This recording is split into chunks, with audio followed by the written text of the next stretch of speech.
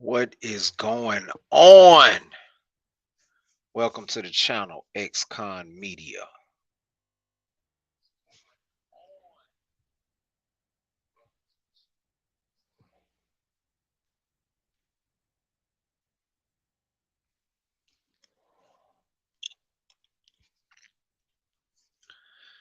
All right, we talking a little bit about this. I just been thinking about this for quite some time, right? I've been thinking about this for quite some time when we talking about the Boosie badass situation. You know what I'm saying? Talking Boosie badass situation, right? It's a bigger issue going on in our country, all right, that I want to talk about and bring uh some clarity to. Make sure when you tap in, make sure when you tap in, make sure you go ahead on and hit the like, subscribe, follow, and all that good stuff, right? We talking Boosie badass situation, but we gonna go a bit further than that. We gonna go with the biggest problem in this country. One of the big problems in this country. We gonna talk about that. Um, First off, we gonna start off with we don't care what's going on with Boosie. We don't care what he did in the past. The criminal justice system is built on the way it's supposed to be is innocent until proven guilty. It is built on if we don't have no evidence to throw you away, you shouldn't be thrown away. And so we don't know, but Boosie's been a beneficiary of. Hey, we don't know. A lot of speculation to as to what I don't know. People hear stuff. He rap about stuff. Um, we don't know what the deal is in any event. So I made quite a few posts over on TikTok if y'all want to follow me over there. Um, Same name, XCon Media. I made plenty of posts on TikTok this past week with this whole situation. And a lot of people was commenting saying, oh, he deserve it. It's karma. It's this. It's that. Um, we don't know. People so quick to throw that karma word out there.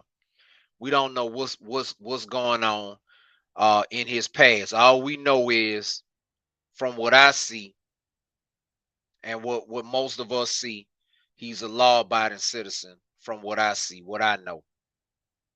The problem is he has been convicted of something. He went to prison for something.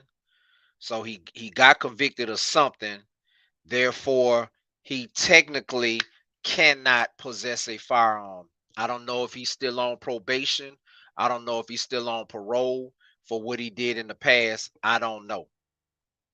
Um, so he got caught allegedly with a firearm. Or did he? Now, he got pulled over in San Diego, and there were two guns in the car. At least that's what they told us. There were two guns in the car. So he did get arrested, but it was the security guard's firearms. So when he went back to court, they dismissed the charges. Soon as they dismissed the charges, the feds came and got him based on San Diego picking him up and an IG post that they saw where they think it was a gun, a firearm. If you put this thing here right here in certain angles, if you put this thing in certain angles on your person, took a, a certain kind of way, somebody might think that this is a firearm. So let's get this straight. He was arrested based on They think that was a firearm in the IG post. You cats, y'all got to be careful because the social media is being monitored by the feds. That's number one. Number two, my brother got a lot of got he's a gun guy. He's a gun guy. I consider him a gun expert. Um, he has a couple of guns or pellet guns that look like guns. Now, having a pellet gun, having a BB gun, to my knowledge, that is not against the law. So it could have been one of those CO2 cartridge guns. Um, we don't know what it was in the back waistline of Boosie's shirt during that IG live video.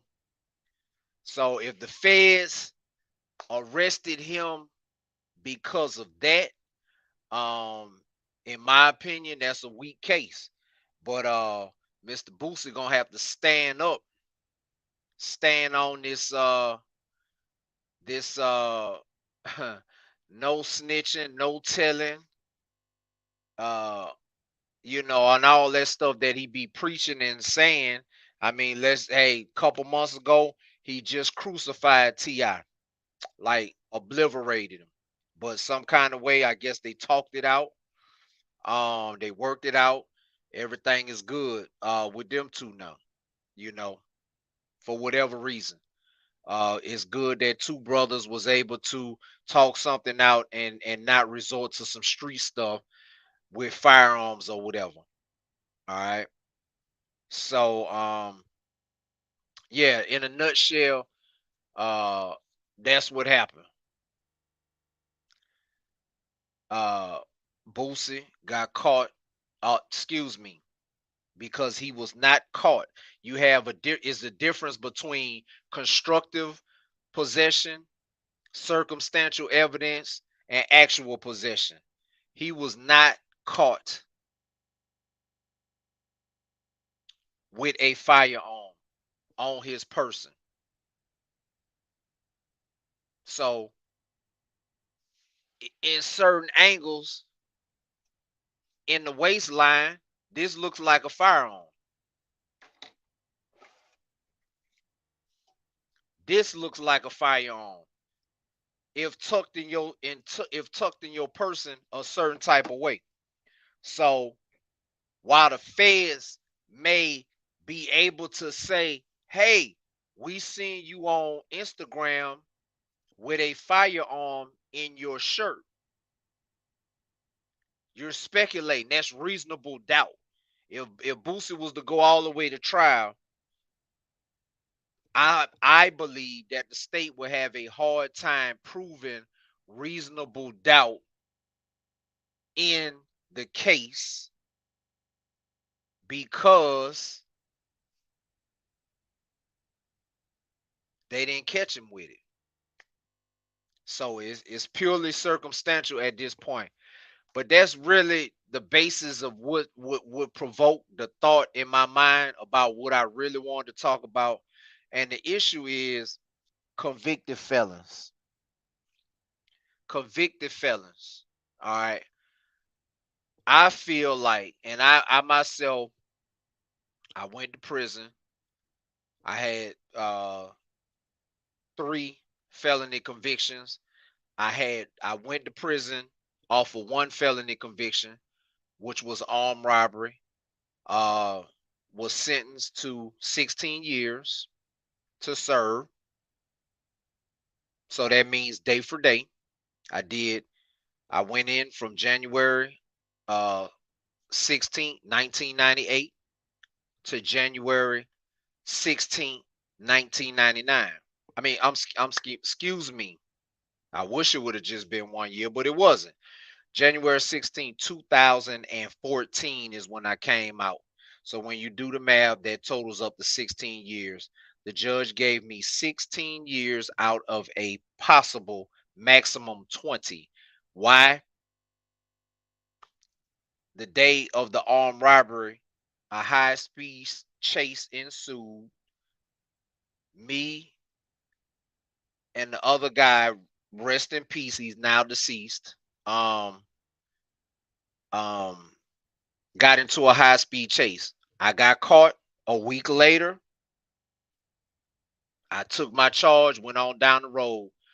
As my paperwork says, all across my paperwork, the identity of the other suspect was never ascertained. That is in my trial transcript. That's in my court of appeals transcript. That's in all that.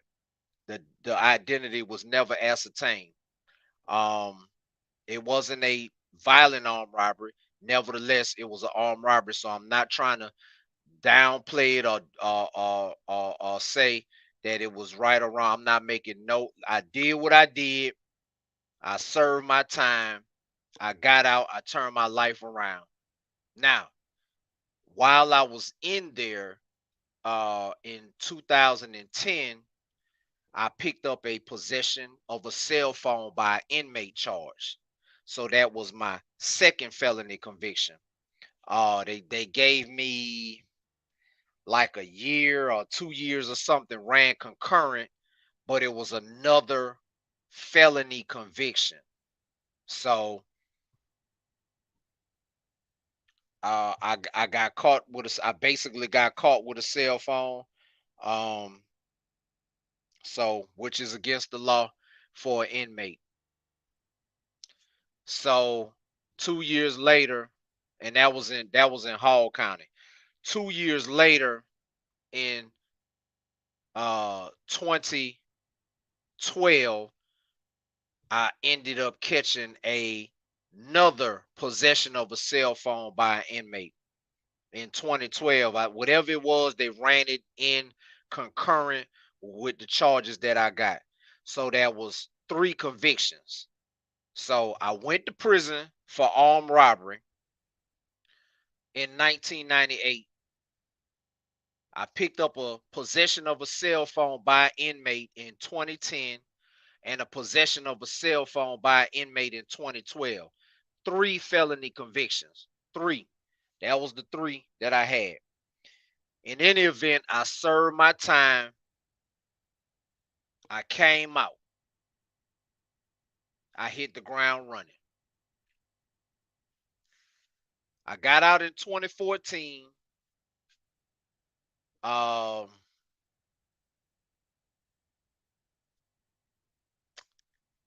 I was in the halfway house in 20. I went to the halfway house in 2013.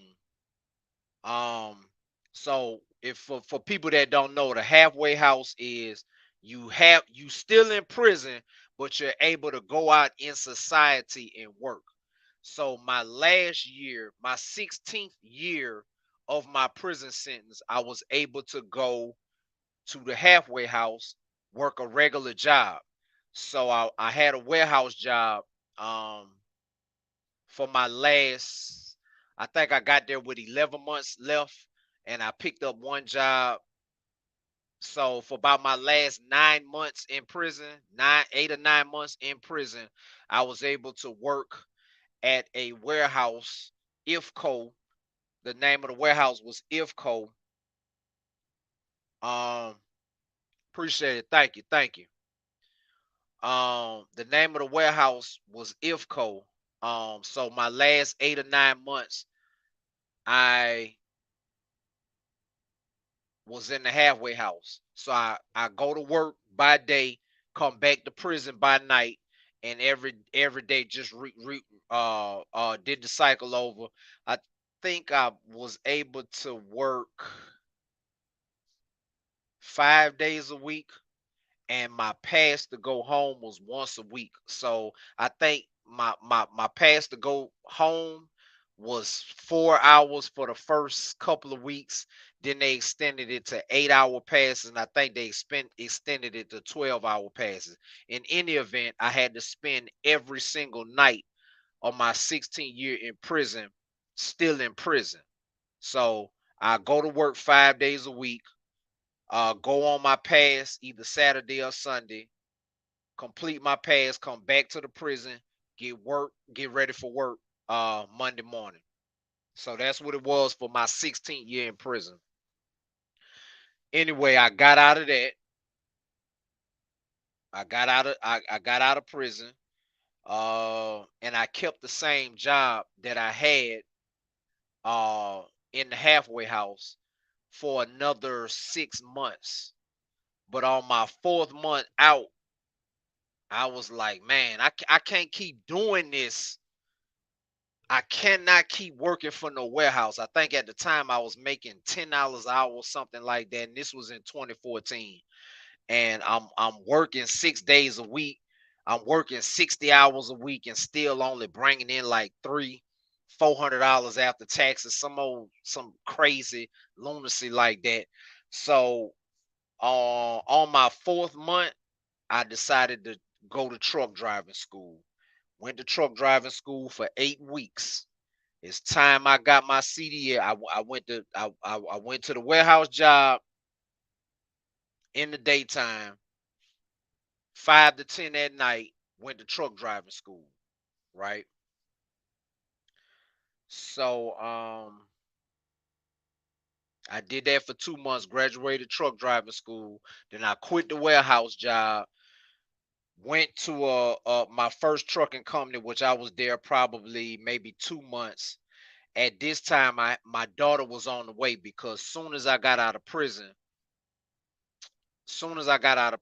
I could see my daughter, which is now 8 years old. Um, so the first 2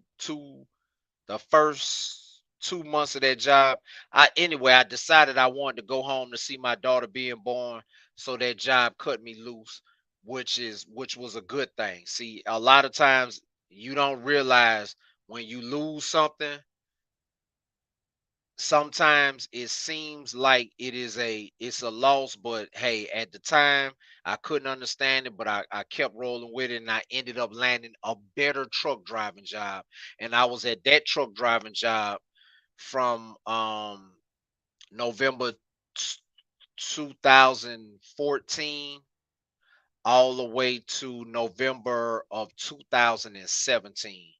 So on that job, I started, once I got acclimated to driving a truck, to the system, getting to and from, making deliveries, making pickups and all that stuff.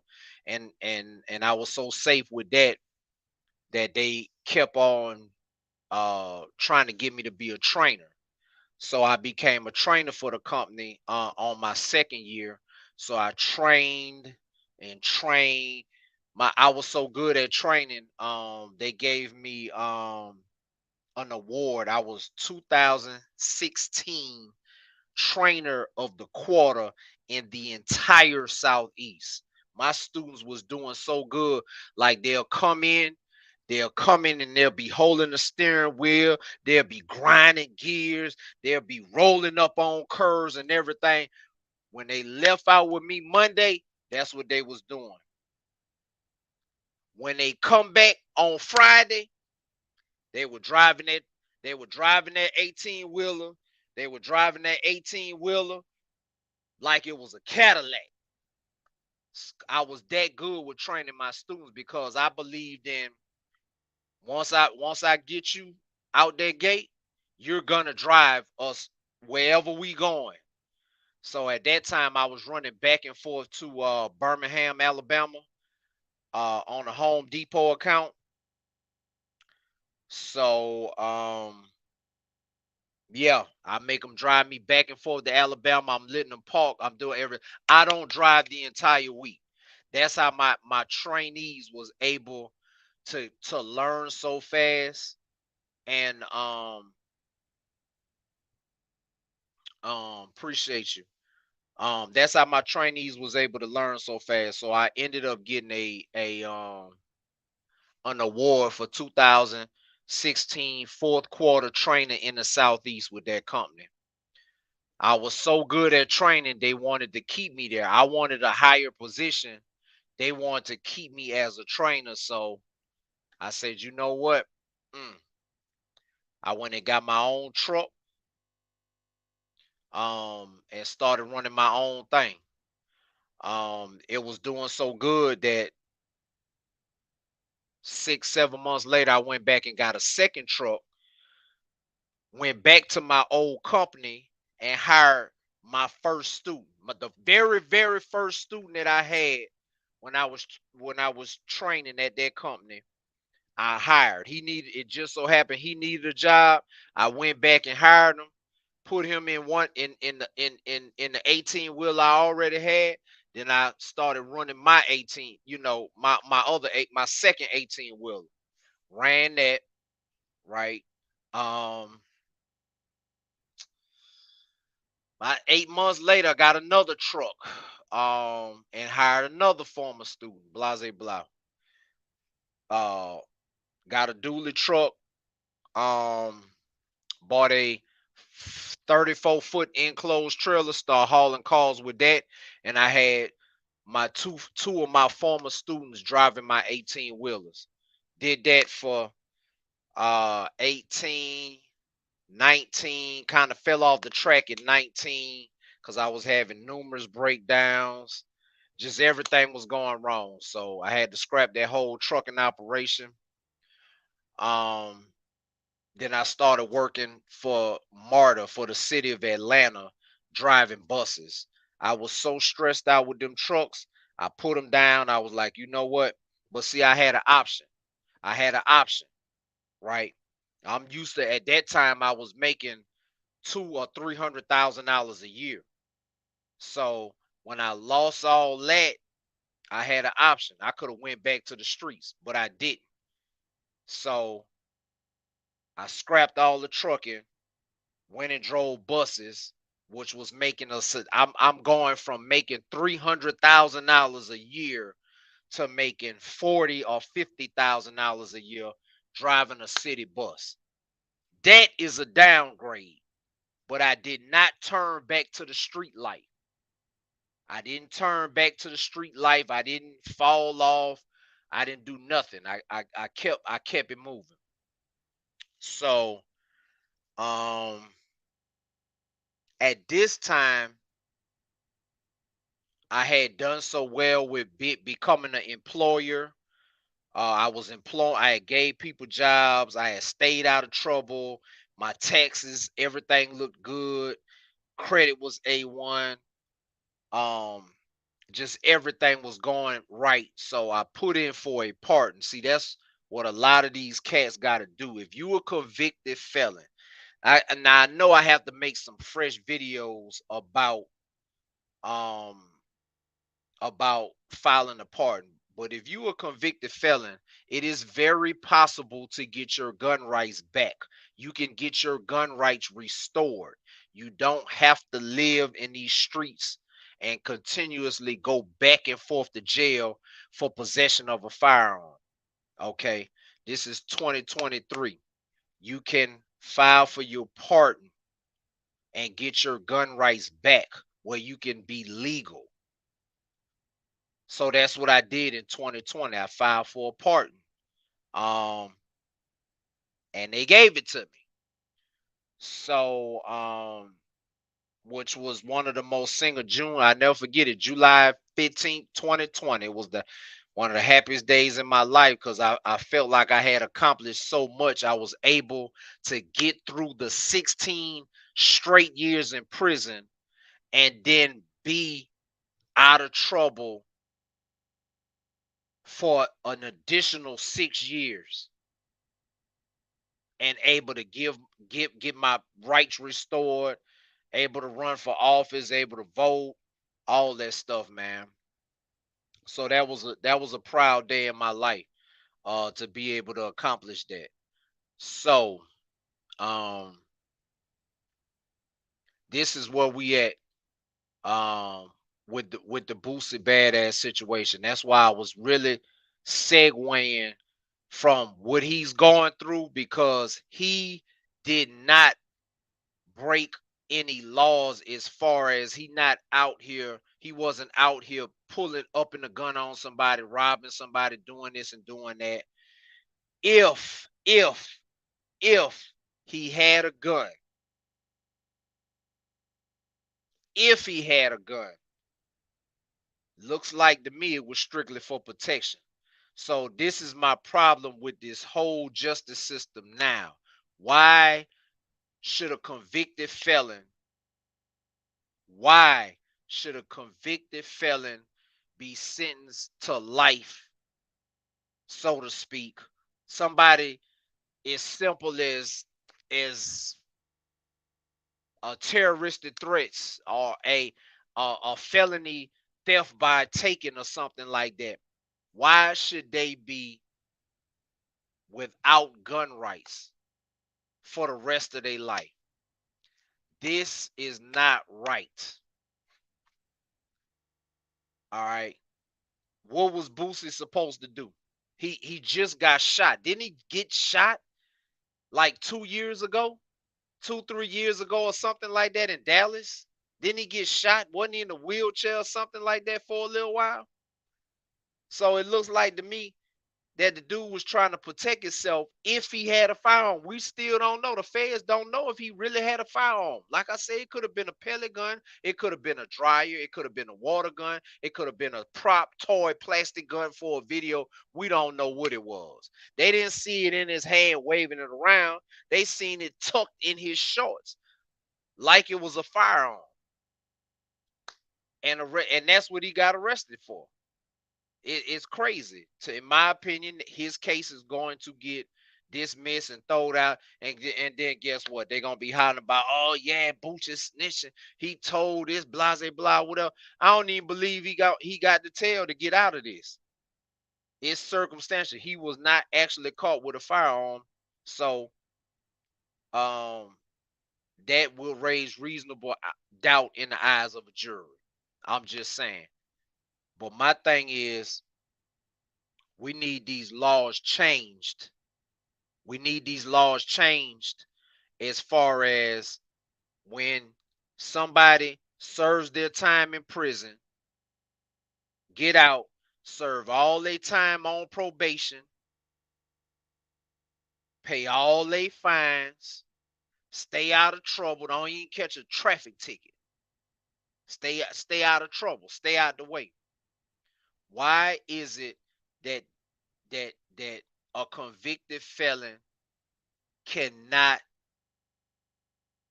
protect his life and his family life? Why is it like this? Why is it like this? That a convicted felon cannot protect his own life?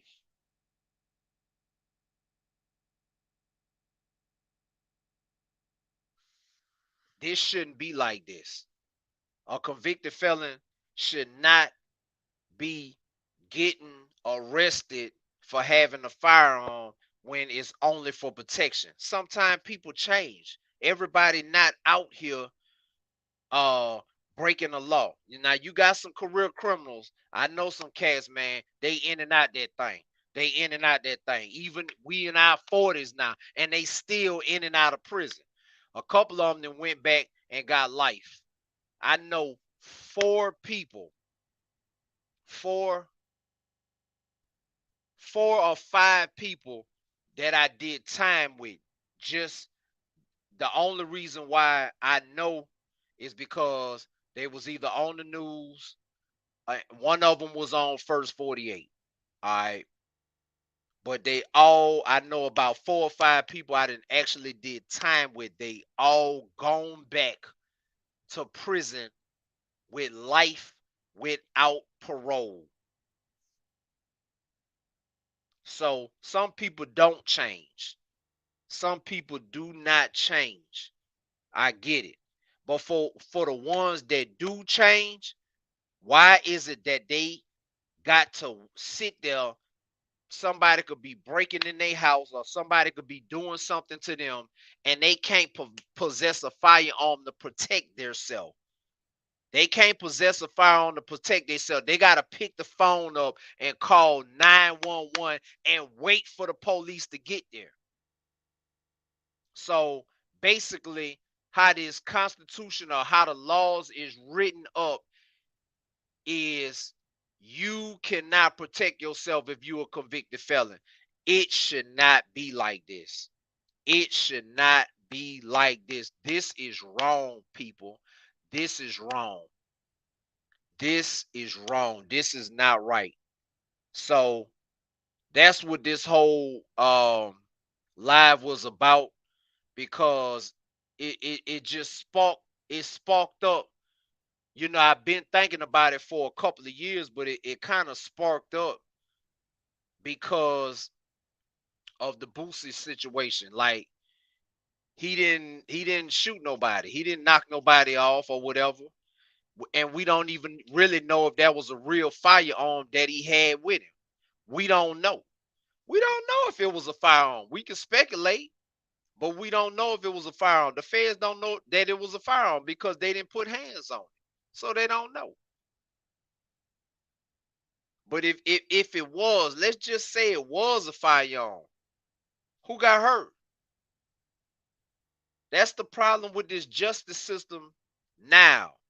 These victimless crimes is clogging up the justice system. We talking about a victimless crime. That him allegedly, if he was walking around with a firearm, who got hurt? I'll wait.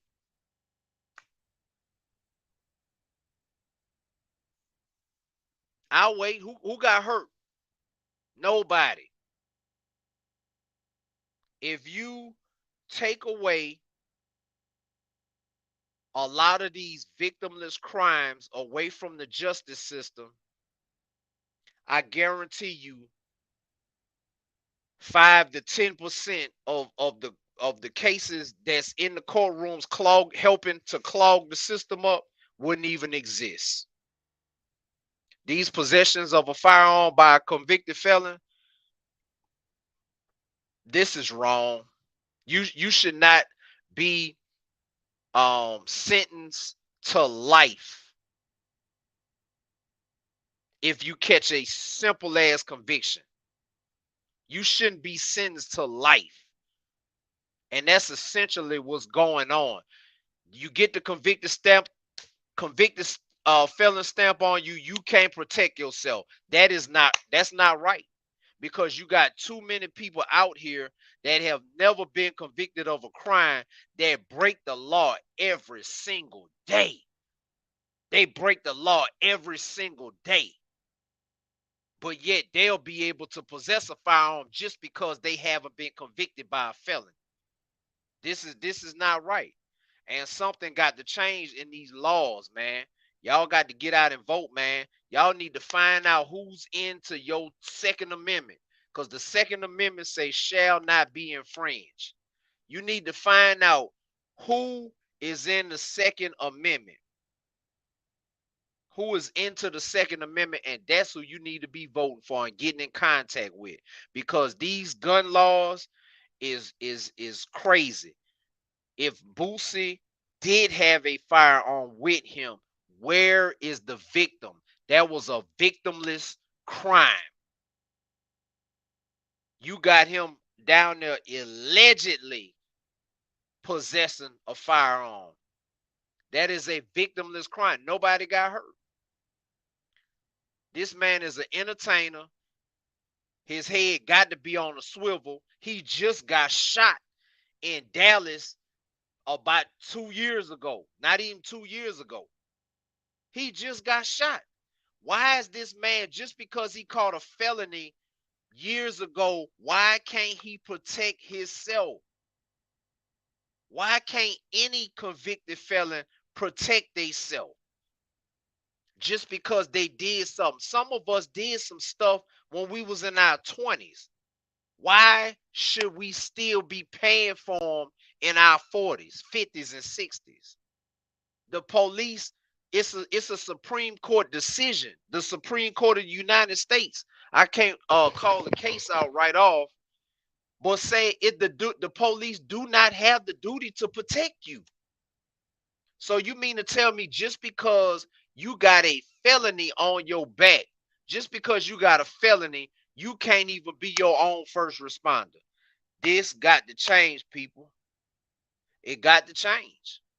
It got to change. And We cooking some stuff up in Georgia, man, because we trying to help to change these laws and bring this, because just because you was convicted of a felony does not mean that you should be sent. It's not like you sentenced to whatever that sentence is, 5, 10 years, whether it's of incarceration or whether it is probation.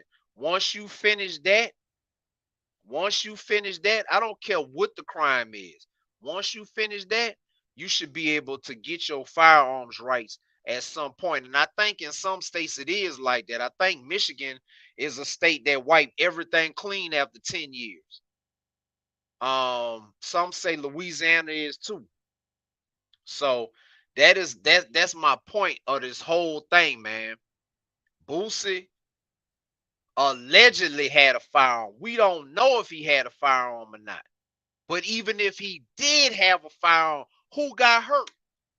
Who got hurt? These victimless crimes got to stop. Possession of a firearm by a convicted felon needs to be outlawed. That need to be overturned and outlawed, because some of us convicted felons change.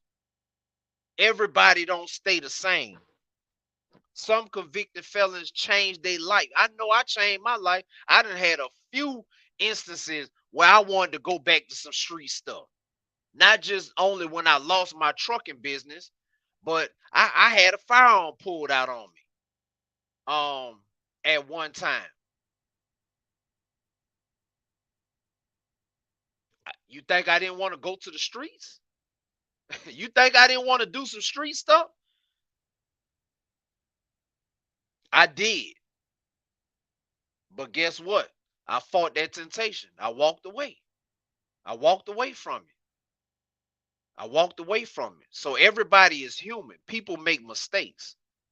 I know damn well they send me to prison one time for breaking the law. They'll send me again if I break the law again.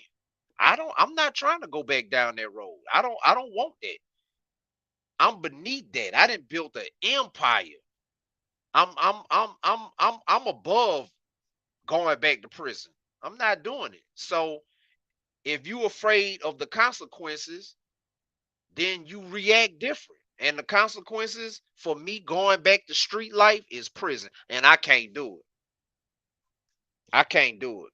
So, that's why I always encourage people. I've been doing it for a couple of years now on all my platforms. XconMedia, man. Like, comment, subscribe, follow me. The link for all my links to all my social media, follow. You know what I'm saying? I've been saying the whole time, hey, if you need anger management, go get it, man. If you got a problem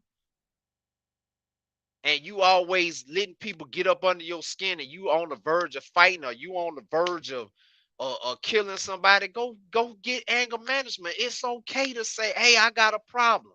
Because I guarantee you this, because I had a serious anger problem before I went to prison. But once I went to prison and I got tired of fighting, thank God I didn't have to, you know, be on the receiving end of any stabbing or stabbing somebody. You know what I'm saying? Because you very well can lose your life in prison. But I had to sit down. Once I got tired of fighting with these hands, I had to go sit down, take some classes. I took every class. This when I was at D. Ray James. I took every class. And the most important class that I took was anger management. That was a life changer. Anger management was a life changer because it made me see things differently, in a different light. And I know I made a post last year that kind of went semi-viral, saying that they need to teach anger management in school. They need to teach it. It need to be a part of the curriculum, because we need to teach our kids. I get on my 8-year-old daughter right now about anger management, because I don't want her uh feeling like the world revolves around her and get angry anytime stuff don't go your way. I'ma shut that down right now. My son, this is a different story for another day, but I conceived my son while I was in prison. My second son. I conceived him. That boy is 15 years old now. He's big as me now. That's my miracle child. Um, I conceived him. When I got out, he was 6 years old, and he had a very bad anger issue problem. He had anger issues, boy, something serious. But between his mother and me and a little counseling on the side, man, that boy is Joe Cool now. He calm, cool, and collective about everything. I teach them to think about stuff before you do it. You don't have to get angry. Getting angry makes you not be able to think straight. It makes you not be able to see and think straight how you supposed to be thinking when you getting angry. So, you got a lot of road rage problems out here. It's a lot of stuff going on with this anger issue and these anger problems out here in this world. So I encourage anybody to get anger management. Seek anger management, seek help, seek counseling. Sometimes it just take a little bit of talking to somebody and to get their feedback about what's going on. Talk to somebody. It's okay. So, but I think that's my little rant for the night. I done took my rant on into the next day. Um, this Boosie situation. Um, he allegedly had a firearm. Off the Instagram post, to me, it looked like it could have been anything. It could have been this. It could have been this. We don't know. It could have been this. All this stuff right here, all this stuff looked like a gun in the waistline. It could have been this. We don't know what it was. So the feds got him on that. But the bigger picture that I want people to see is that convicted felon with a firearm should be changed and written out the law. After you pass a certain point of, hey, because I'm gonna say this. I'm gonna say this. Um, it should be a constitutional violation. It should be a due process violation. The amendments escape me, but maybe it's like the 14th Amendment or something like that. It escapes me. It should be outlawed because once you serve your time, you should be free. Once you serve your time, once you serve your probation, once you serve your parole, you should be free from all disabilities automatically. Once you pay your fines, you should automatically be free from your disabilities. You should not be restricted to have to pick up the phone to call 911 for your protection when the Supreme Court said that the police don't have a duty to protect you. Look it up. If you don't believe me, Google it. The police do not have an obligation to protect you. It is a U.S. Supreme Court decision. So with that being said, it need to be some serious voting and some serious legislation talking. It's gonna have to be a movement. Hey, you can sit, you can in your state, you can sit by and just let stuff pass by you. But I'm trying to make a movement in the state of Georgia because um I know plenty just for all of the folks that I know went back with life without parole.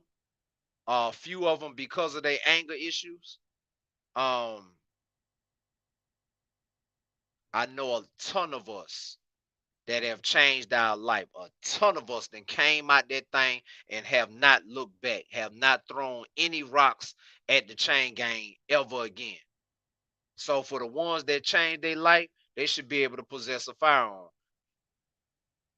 It just that's the way it should be. So with that being said, I appreciate y'all for tuning in, man. I'm gonna go ahead on and shut it down. Like,